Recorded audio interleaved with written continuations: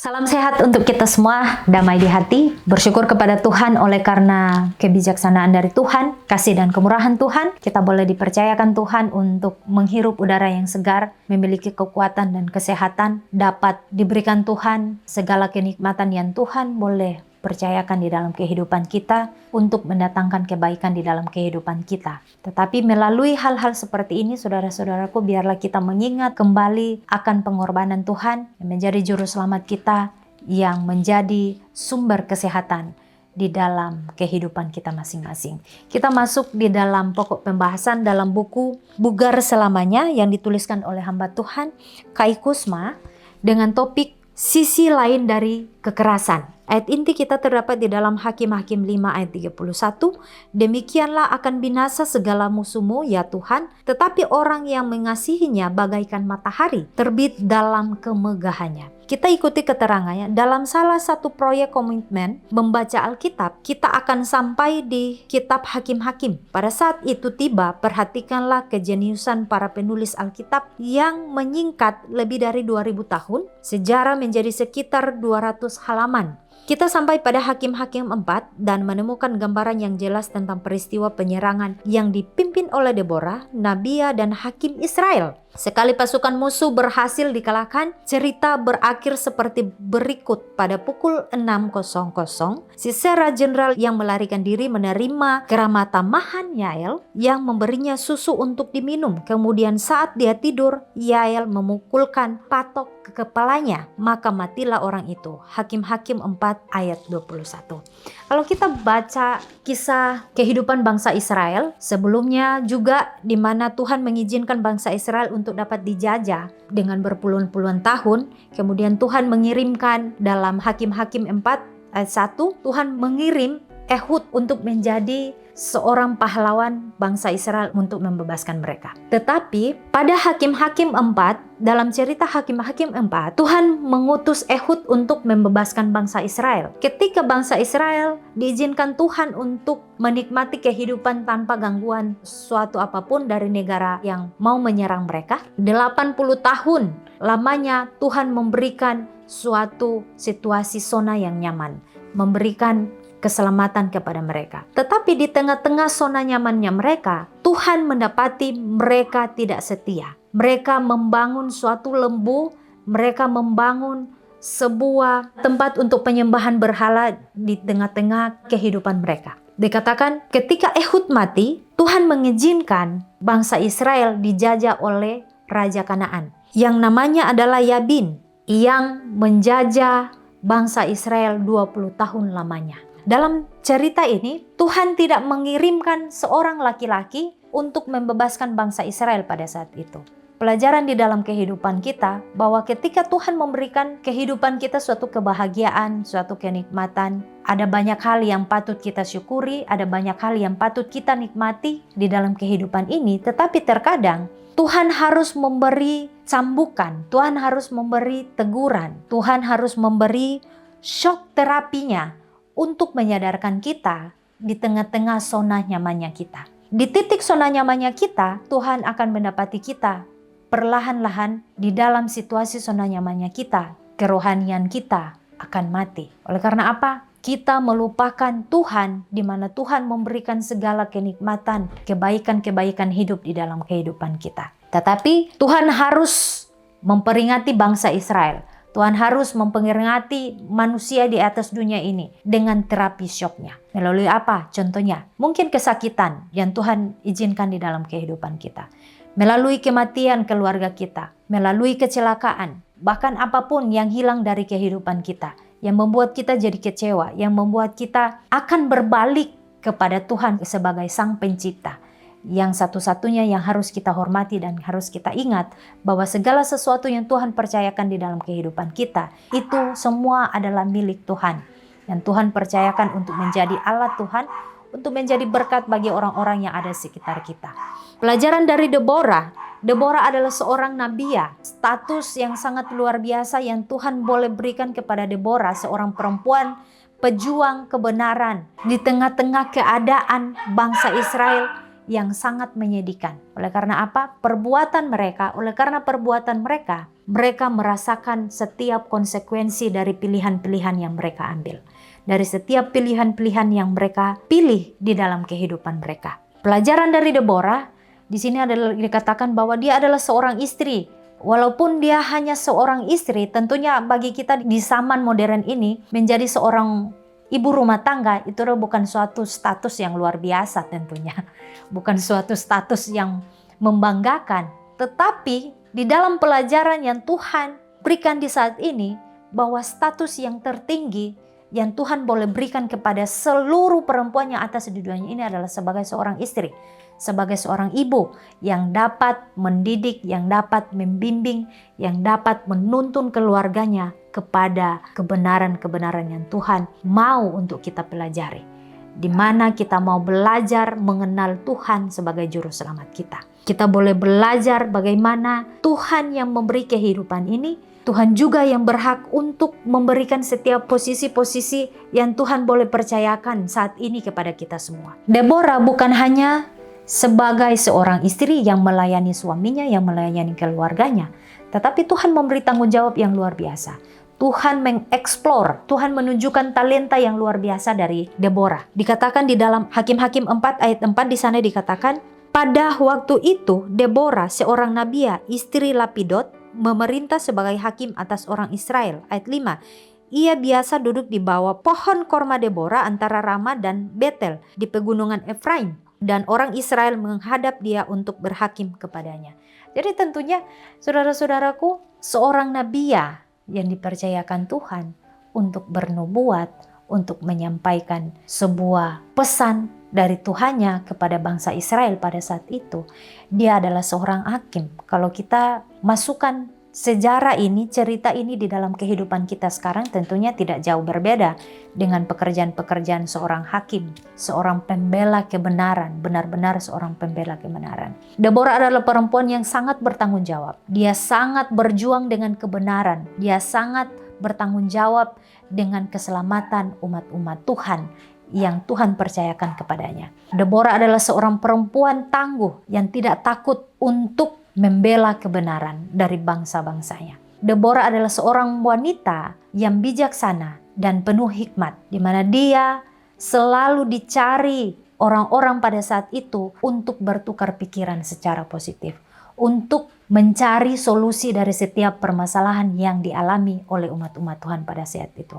Tentunya bukan hanya pada saat itu, tetapi kita sekarang. Dapatkah kita menemukan seorang perempuan pada saat ini, di zaman modern ini, saudara-saudaraku, mendapat seorang perempuan yang memiliki status sebagai seorang istri, ya, hanya bergelut di dalam keluarganya, tetapi dia memiliki suatu talenta yang luar biasa Tuhan berikan. Menjadi seorang hakim, bahkan menjadi seorang nabia.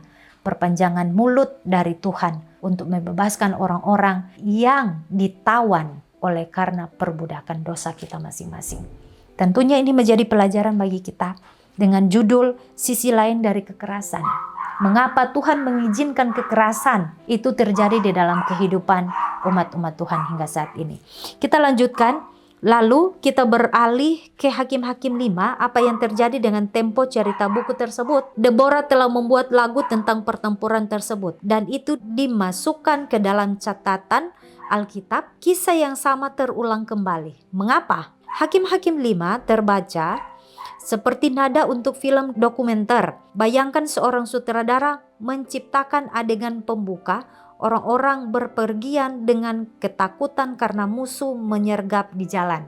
Dalam zaman Yael, kafilah tidak ada lagi dan orang-orang yang dalam perjalanan terpaksa menempuh jalan yang berbelit-belit. Hakim-Hakim 5 ayat 6. Bagi Israel, rekapitulasi datang dalam sebuah lagu yang puncaknya musuh dikalahkan. Namun pada akhirnya kita mendeteksi suatu fitur baru, yaitu Deborah menciptakan adegan yang belum pernah disaksikan, namun bisa dibayangkan dengan hati seorang ibu. Di rumah Sisera, jenderal musuh, ibunya pasti sudah menunggu untuk kedatangan putranya. Deborah bernyanyi dari jendela, ibu Sisera menjenguk dan berseru dari tingkap. Mengapa keretanya tak kunjung datang? Mengapa kereta-keretanya belum kedengaran? Hakim-Hakim 4 ayat 28. Para putri menjawab, bukankah mereka mendapat jarahan dan membagi-baginya?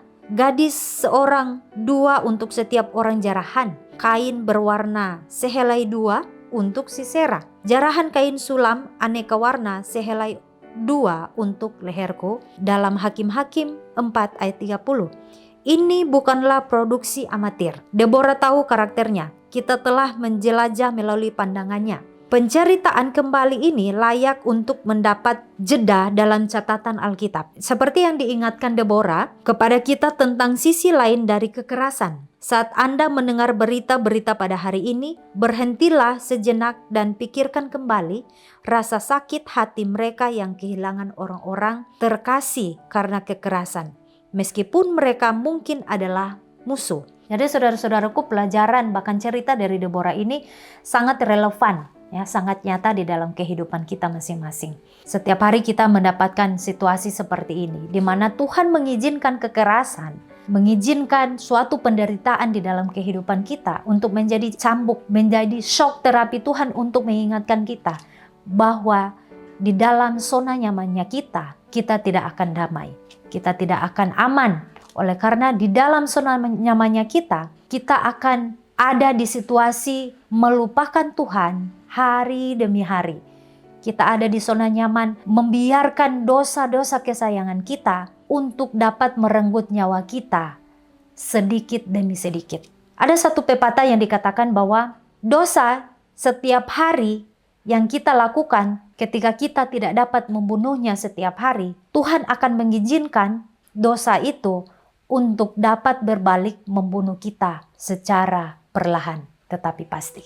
Jadi tentunya nafsu kita, ya, dosa-dosa kesayangan kita setiap hari yang tidak bisa kita takluk nantinya akan berbalik kepada kita. Nantinya akan menjadi bumerang bagi kita masing-masing. Di mana Tuhan akan mengizinkan situasi-situasi yang bagi kita itu tidak adil, tetapi Tuhan akan mengizinkan itu oleh karena pilihan-pilihan kita. Oleh karena ketika kita hidup di dalam zona nyamannya kita, Tuhan akan memberikan terapi shock bagi kita untuk dapat menyadarkan kita bahwa kita perlu bergumul, kita perlu meminta Tuhan untuk dapat melatih otot-otot rohani kita melalui situasi-situasi seperti ini. Di dalam pelajaran sisi lain dari kekerasan ini, dikatakan di sini bahwa Deborah menciptakan adegan yang belum pernah disaksikan, namun bisa dibayangkan dengan hati seorang ibu. Bagaimana kalau kita menempatkan situasi di mana seorang ibu mengharapkan anaknya kembali di dalam medan perang. Seorang ibu mengharapkan anaknya kembali untuk bertemu dengan keluarganya.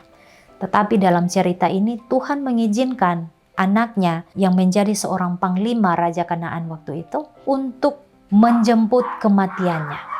Di mana Tuhan mempercayakan itu agar kita di zaman modern ini sadar bahwa ketika kita membiarkan dosa-dosa kesayangan itu akan menjadi senjata, akan menjadi bumerang, akan berbalik kepada kita untuk merenggut nyawa kita hari demi hari. Tentunya kita belum merasakan hal itu mungkin sekarang, tetapi akan datang, kita belum tahu kehidupan kita.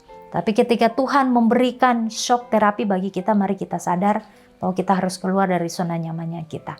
Jangan sampai dosa-dosa kesayangan kita itu merenggut nyawa kita.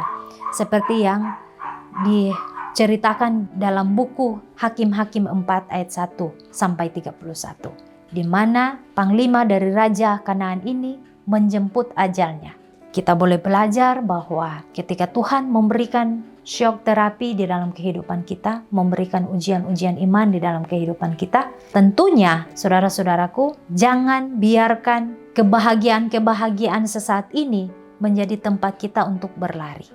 Menjadi tempat zona terbaik kita untuk tinggal diam di dalam dosa-dosa kesayangan kita. Sehingga itu yang menjadi bumerang bagi kita masing-masing. Yang menjadi pelajaran bagi kita bahwa semua orang ada di situasi di mana Tuhan mau mengizinkan kita semua untuk mengalami suatu situasi kehilangan. Kehilangan orang tua, kehilangan anak, kehilangan kakak beradik, kehilangan harta, kehilangan apapun yang kita sayangi yang menjadi berhala-berhala di dalam kehidupan kita.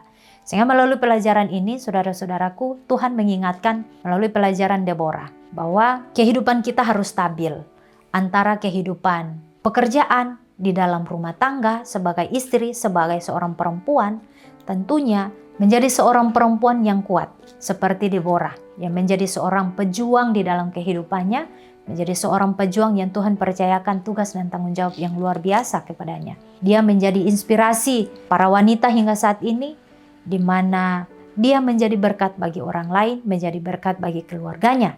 Amat terlebih Tuhan menggunakan dia lebih dari apa yang ia pikirkan, lebih dari apa yang ia doakan. Dia menjadi seorang wanita yang mengalahkan dirinya sendiri. Dia keluar dari zona nyamannya sebagai seorang istri. Dia ditugaskan oleh Tuhan menjadi seorang nabiya yang luar biasa, yang mengeluarkan, yang memperjuangkan kehidupan umat-umat Tuhan, yang menjadi hakim. Orang-orang datang kepadanya untuk mencari solusi, mencari jalan keluar yang terbaik, bertukar pikiran dengannya untuk memecahkan masalah-masalah kehidupan umat-umat Tuhan pada saat itu. Tentunya hal itu juga akan Tuhan percayakan bagi kita pada saat ini, saudara-saudaraku, sebagai perempuan, untuk dapat bertanggung jawab di dalam kehidupan keluarga kita, bertanggung jawab di dalam pelayanan yang Tuhan percayakan, bahkan di tempat kerja di mana Tuhan memberikan porsi masing-masing di dalam kehidupan kita. Biarlah kiranya pelajaran ini boleh menjadi berkat, bahkan pengingat bagi kita ketika Tuhan memberikan shock terapi dalam kehidupan kita. Patutlah kita bersyukur oleh karena Tuhan masih mengasihi kita, memberikan kita kesempatan untuk dapat memperbaharui, untuk dapat menggunakan waktu-waktu yang ada untuk memperbaiki kehidupan kita sebelum pintu kasihan secara pribadi tertutup bagi kita masing-masing. Kiranya Tuhan memberkati, saya bawa di dalam nama Yesus. Amin.